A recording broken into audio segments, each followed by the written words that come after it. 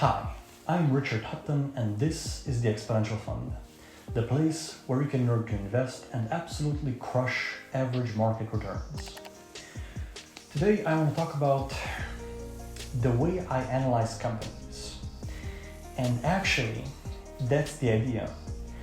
I don't really focus much on analyzing companies as much as analyzing other people's analysis. You could say in a way I'm a meta-analyst. Right? So what does that mean? I believe a fundamental skill in investing is discernment. To discern what's relevant versus irrelevant. Right?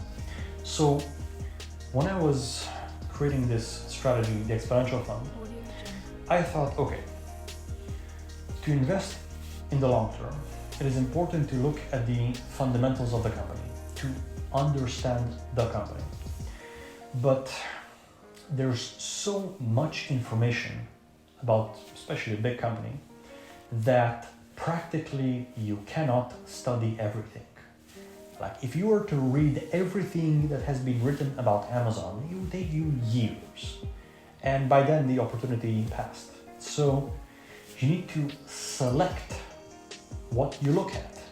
Now, if you must select what you look at, then is the skill how efficiently can you pick what's important to take into consideration and what's not.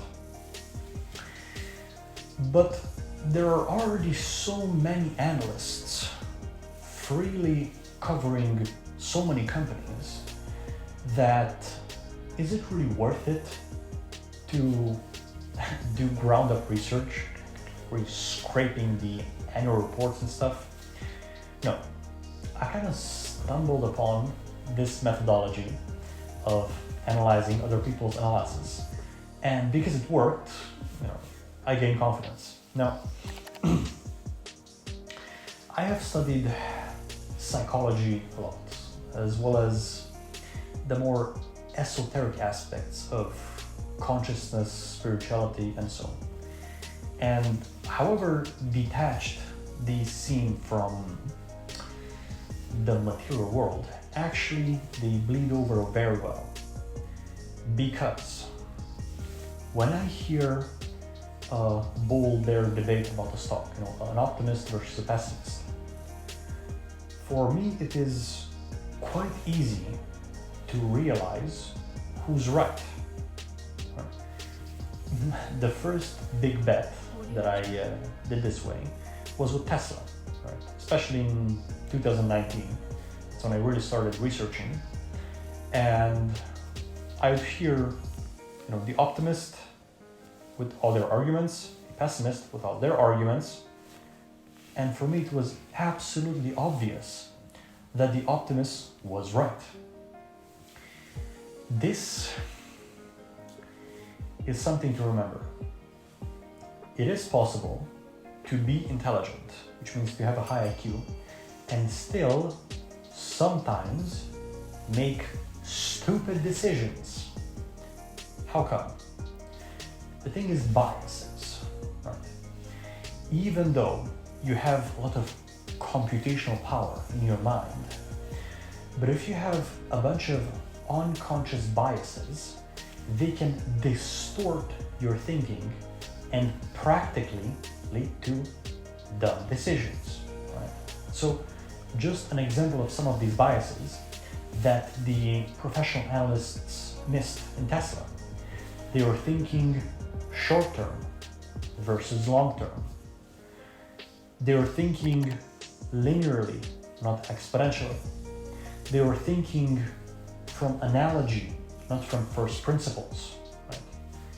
Just because a company sets out a target and such a steep growth rate for such a complex manufacturer has never been done before, that doesn't mean it's impossible. It means it hasn't been done before. Okay, does this company have a good chance to achieve this goal for the first time in history?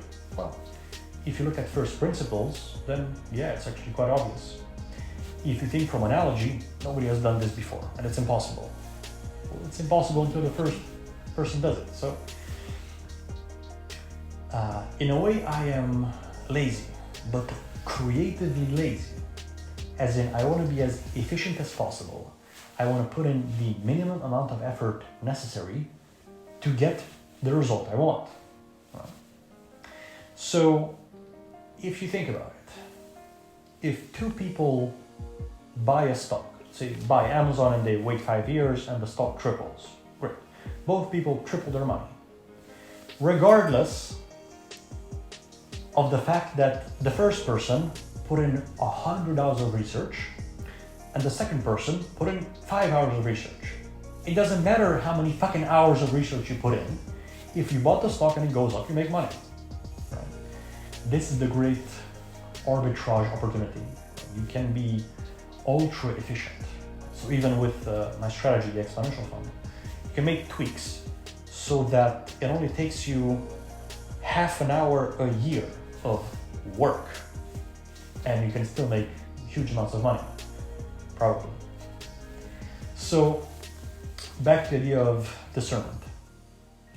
Because I want to be efficient and because I studied psychology and consciousness, I was able to let go of these biases and see the world quite clearly. It's not perfect, but it's a great fucking improvement from how I saw the world in the past. So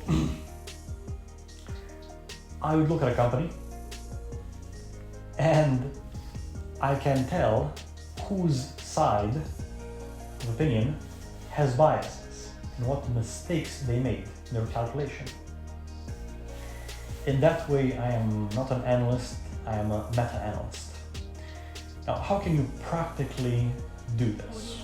Well, in an upcoming video, I'll tell you about the specific technique I used. It's called the letting go method, to let go of these biases, these attachments. So, until next time.